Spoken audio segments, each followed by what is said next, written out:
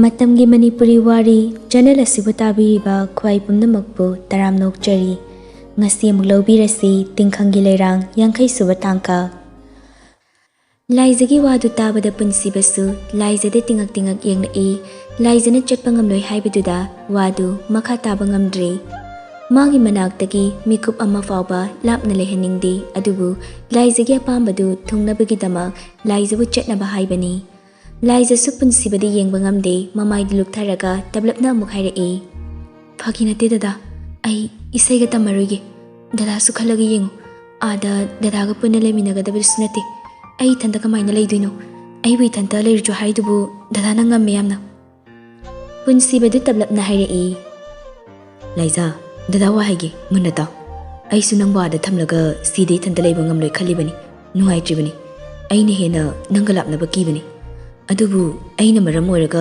nangbu manghanba pamde nangna pisak pikningaidagi isaidudabu laining oiraga lakpani aigi nakta leiraga asi phawa mapung phana tamhanba ngamdrabadi aise kanadaba misak oigadori laizadu kumnakte tumin lei punsibasu makha tarai Laiza aikhoi anigi nungsi seheusu nangi khonjal dagini aibu nanakta chungsin kibesu nangi khonjal dunani aduk fazaba khonjal nangi wakhalda thorapliba kalpana singdubu aina maram oiraga manghan papamde nangbu malim siga phawbi seisapi am ohen baibse khoirakam punsibai gi wasakni aige pamba se nangna thungalo Laiza nang isai tamba tokpe yaroi isai tamgadabani ai sida sum leigadabs nati nangina nakta slak doini Laiza du tathak pangliba mit ani duna punsibade yenglaga oinana kaurai dada punsibasu Laiza gi mamittuda yenglaga Laiza bu yanaba mongda themlai Nangni yumdana thanta leiba nungaitrasu Ningthouja kausira natraga ansoida leigira apamato Laizadu khumde tumina lei tanjaduda punsibagi phone du skola punsibasu Laizabu kolibadu khajik thadokduna pocketagi phone du lauthoklaga Hello Leina Hello sir makhadam to kumbiro kaidore Sir London lae coming Mondays the birthday program masinge sargam to unage haiba sir special room doina thajinjarora No, thazilakano. I come lake. Gas room doina famalamu. Yes, sir. Thamjarage dudi. Laina su phone du tham kre punsiba su phone du tham laga Laiza ron silaga. Ngakleramo. Ai makhada mim to unaruki. Laiza du pishum du sukchilaga. Kanaga. Imana bani. Nang slakero. Talle. Ai leiramge. Punsiba du Laiza bu kolliba du thadok laga mamit tu fairap Laiza di yenglam laga haugalaga chatkre.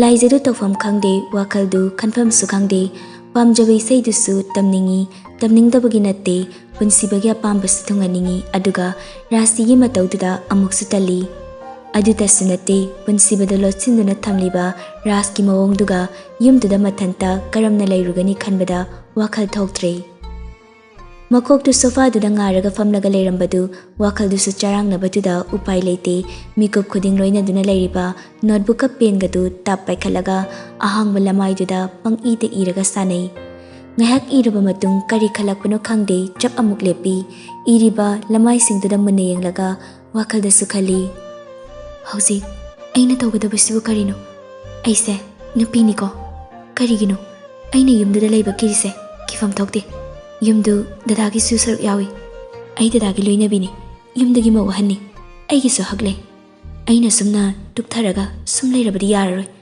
wakal thenbi mabu achumba lambi da puraknaba aina soidana honagani machoi taduna leinari base amuktangdi punsinange chatkani ai dadana haiba suingani ai nupi thoke ai sontana lebiade kanna honaduna dadagi manglanse mangfauna hange Wakalasi kana Laizadu mamitta mapira chelai machinda tablap solai Dada ai nangna haibadu yarage thongna phabi soirage dada mikup amata dada bu udradi leiba ngamdaba aigi thamoisina dada ga lapnana leirani khanbada thamoigi ningai tawraklibasidi karamna themjinba ngamgani dada ai dada bu thadokduna chatningdi dada gi nakta athum leiningi Hehe kappi Laizadu punsibasu makhadagi pak karakte Laizadi wakaldu khanjilaga sum kaplampadagi sofa dura sangna tumthakre Phana kuina leiraba matung punsibasu London ga wari sanaba loibaga mathakta hatu karai Laizadu tumlaga leirambadudha punsibasu hogdokpirudre. Table mathakta leiriba notebook tu lokhatlaga yengi. Dada, I love you. Ai dada nushi. Ai dada nushi. Ai dada nushi. Dada, I love you. Dada, dada, dada. Ai dada yam nushi. Ai dada nushi haisniko. Dada, dada. Laizana iriba wahaisingdu paraga punsibadu ningaidana tumliba laizada amuk yenglaga sorama sangna hondoklaga sofaduda tapna famthei aduga makut anidu karan chalaga lukhamda thamlaga mathasana makoktu ngatharaga fami aduga wakalda sukhali. Laiza, nangna ibu kayamuk nungsi haiba aisu khangi. Aishu nangbu lapna thamningdi. Adubu matangna matamna yadabagi aishu nangbu chatnaba haibani. Wafam sina maram oiraga Karigumba nangna wakal hena kanjilaga aibu waruduna chatkiba oirabadi chathandabana fadoribro ibo. Aigi wakal sionare masana pamjaba thabakni. Hojik ngaki wakal warabasu isai tambabu hograbadi pangnungna nungaizanida. Aduda yumda leiriba fibamduna kamdauba ansu oidoina lehalaga tamhalasira. Adusu mayamgi mityengda fazade. Kaka Sunilnasu nungairoi. Babaga henmanganasu yaraoi. Security matuk chana loinaraga matam khradi moigi mong yengki yada yadragana thabakse pungtok toklaga yim inkoleraga tongana leiruba haibaduni. Punsibasu laizabu chathaninba nate yumduda leiriba phibamdu mana hena khangi aduga laizana oriba phibamdu so mukhali adubu pumna makhalaba matung laizabu masak thokpa mi oihaningi magi pamjariba sinfamdu mapung phana hotna haningi. Numidang wairam osilaklabani laizadu mit singlaktabaduda punsibadu wakal khanba yaba khalaba matung khudangda siriba gariduda pung haifet yenglaga as matam se thengini yumda hanbana farani. Asi hairaga punsibadu fug haugali aduga laizabu satpam khatli aduga roomdudagi tapna thoraklaga stair kumtharai. Stair kumthabagi masa nombaduda laizasu mit khangsing singi punsibadu uirum yenglaga. Dada, punsibasu stair kumna khumlai. Kaihino ipamise kadaidano yumda haladoini nungaina tumbaduda hodokningdraba sumdum thau gari tongdorabani. Laizado koibadu fatfat yenglaga as sumaina pamlaga putharakpa waramni se amta thamuse ai tumningdre sum chacharage. Punsibadu tashinade stair da sukum tharakpa loshilai laizasu makhadadi staff nupi khara leibanina chabeng anglambadu chaplepi Mamitu khangui ushilaga makut anidu thangatlaga punsibagi ngaksamda kolai punsibasu laizagi mataudu nokfet toraga machinda tablap hairai. Chatpasi faudi thamoise matang makha olhanbiranu kaidoge angang pikdro nangi khamalbana tawshina aina nangbu thadokpa ngamloidisi. Laizadu mamiti pangthoktabi machindu ina pesilai punsibana laizabu pamlaga thorakpaduda leiriba staff nupi ahum maridusu nokmi tawduna yengduna leihori. Gari manak yaure laizasu gari de hek phambadagidi mamitu ushilaga tumina laikre. Punsibasu laizada nokmi yenglaga gari du tapna thauba hawi ngasai sanaramba wari du haudokna de thaidoktuna thamkre. Yum yorakpada laizadi mitsingde thawoina sumtum thakramale machi lengde. Laizadu mamiti pangthoktabi machindoina pesilai punsibana laizabu pamlaga thorakpaduda leiriba staff nupi ahum maridusu nokmi tawduna yengduna leihori. Punsibasu laizabu yenglai khonjaldu tablap kaurai. Laiza angang macha. Punsibana kauridu tade punsibasu makhatana hodokludre laizabu amukshu pamlaga pushilai. Laizabu phamungduda tapna tumhalamlaga mathakta karai pocketagi phone du lokthoklaga Ningthemda call tawi. Hello Ningthem noi kyam walige halakadaba. Halani sir. Khara thuna halaknaba tawro noi madam se tumthakre ngasidi chakse nangna thongba tare. Hoi sir kakadi chatkrabani ai laina se thimbiramaga laage kuiroi. Hoi adu thamlage ko. Asi hairaga punsibadu phone du thamkre punsibasu railingdu da ngatharaga tumina lepi. Numidang wairamgi silakliba ayingba nushituna masadu fubada wakaldu khajik nauthokpagum tawi. Khankiba wakal lepkiba firepni makhoi bukiduna pangdaba magum mai leiduna chelaroi matagum punsibadu shumletlambadagi mamaidu fatlai thoraklaga makhada kumlai moi kada prap changi laizagi manakta changsilai phamung machiduda famlaga laizagi lengjumduda pairaga. Laiza Laiza, tabro. Laiza sumasa nomlaga haudorakpaduda gyan khangta tai mamiktu tapna pangtharai. Dada, yum yorabo. Yori, kaino nang nasa nungaitабro ngasidi yam tumida. Laiza su famungda leirambaduda ingangai longni hekta hogalai. Yum yordi kok haudoro yadro dada. Asi hairaga Laiza du afinga faigu makhada kumge tawi punsi basu Laiza gi makhutu pairaga. Ngaiko, gyanmin dadabida kadai chakki haino. Mai mita tholaga imagi kagi duk tharuge aduga chaksu thongrage kyam thengrage ngasi sibo. Namai duri ta thoro chakti ningthenu thonglani haibani aduga imagi duk thabado horen tumlamdai da ekhoini thaminarase nangmai tani habadu ta thoro wari sanase. Laiza du ngasagi wari du kauthoklurabani punsibagi aroiba wahaiduda gyan khangta tai mamai du tapna luktharaga tablapna hairi. Dadana wari sanase hairise ngasagi isai tamagi matangdugira. Punsibasu Laiza da khangeng yenglai Laiza gi nungaitaba mataududa wakhum pifam khangde Laiza su nungaitaba pumnamak famjilaga wakhalda kashum khandaba saraduna punsibada yenglaga mong hadana hairi. Dada, ai chatlage. Dada gi wasa ngakpa ngamboi sege dada. Kari numita chatoino aeroplane ticket ka kro. Wahai se haina haina Laiza du mamitta mapi ira chelai punsibagi mamangda pirang singdu tarakadra pakhatna mamaidu sat lukthaki. Punsibasu Laiza bu chingsilaga mathada chejet konsilaga makhut namaduna Laiza ki makoktuda tapna tapna nanthabiduna tablapna hairi. Laiza, nangna dumna tawraga chatkada boirabadi chatlurano aina su nangbu thadokpa ngamloi. Laiza du makhutuna mapidu fatfat taithoklaga. Dada, ai kasum tawdi yumda chatpabu dada su amuk laktoisidi. Ngasaidi dadana khangai hairakpaduda ai su wakhalda ikan khandana khumkibani. Dadana honariba pumnamak aigi fanaba ngaktani ai kaisum khandre. Dada, ai sei tamurage. Adu oiragana thabak singse loina toktoklaga ada yumingkhol leiraga leirasira. Adumaina haigano dada.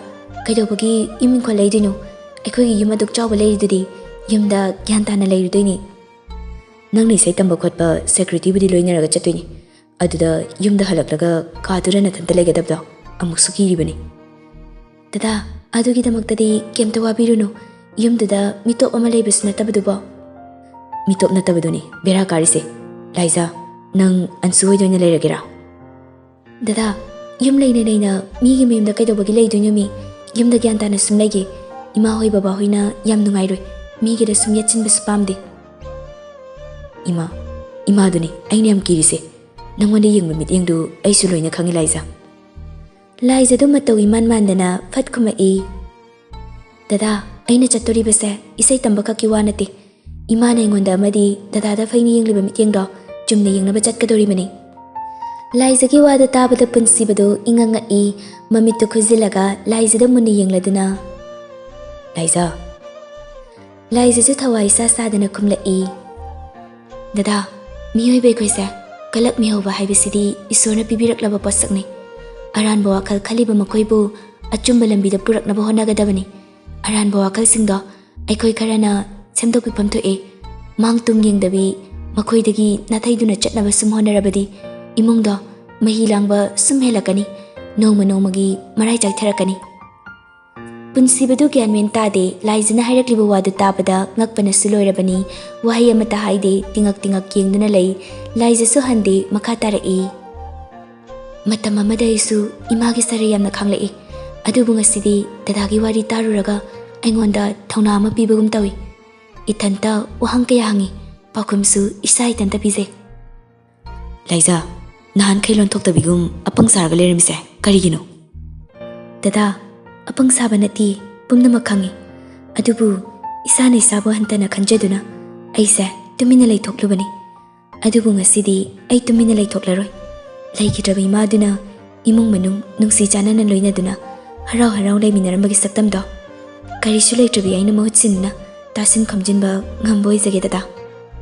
Punsibadu mapi ira chelai. Laiza, nangi thauna ai thagale adubu nangi nasa sokpa yaba thabak tawrakadrana ai yamna pakhale sum khanjilurabadi nang chathaningde. Laiza du nofet tawraga punsibagi makhuttu pairaga is dada adumaina thauna hantharakanu aibu thauna hapiyo Dadadi haikibwa wa hongandadaine karigi ngasina wakal piksilino aina thangna fana chongsinba ngamgadoribese dadagi mangalnani dada nupi ekhoi sangapani ko samasibu semlibasisu nupi ekhoinani thabak thoram khudingmak nupi da pop hekta tai aduga mihau chawba kathokpa hitabasu nupi ne hele mase ai samaksu yaudaba nati yawi maramdi aigini khangna leiriba dada se maya marakta thokpadadi khambalba phawribani aduna dada ai hausi patharaga leibagi matam natri imungdugidi aina mo ohanni imado ai fazana loinaduna harau leminaruge aina imabu imamakni kana seba tawbada ima naibu nungsidaningai machak leiti mau fatte manim patte haribase manemgi makha pole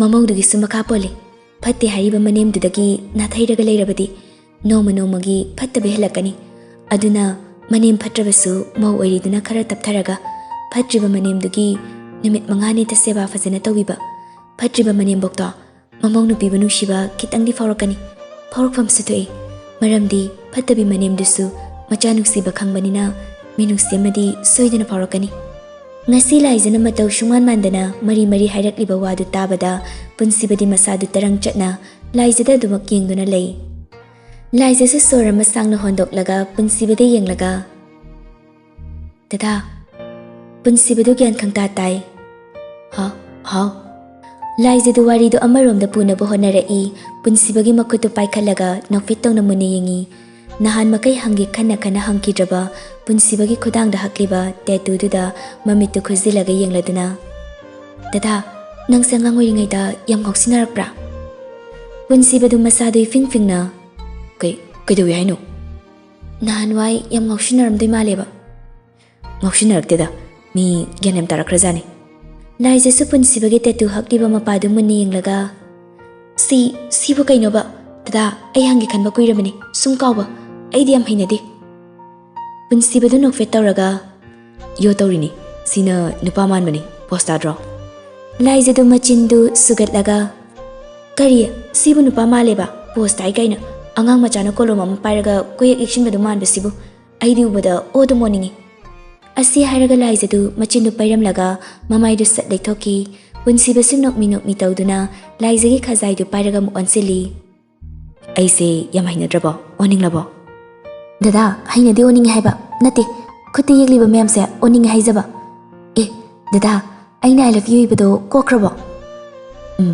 luzabado kokre laizadu mamaidu leithoklaga mon makhadagi pendu makhutna maraga leuthoklaga makoktu non tharaga mana hek iba punsibagi makhut yetki khudangduda I love you dada haina iri aduga mamaidu amuk hangalai sise kokhan beyade dada aigi thamoigi turina dadagi khudang sida dak haklibani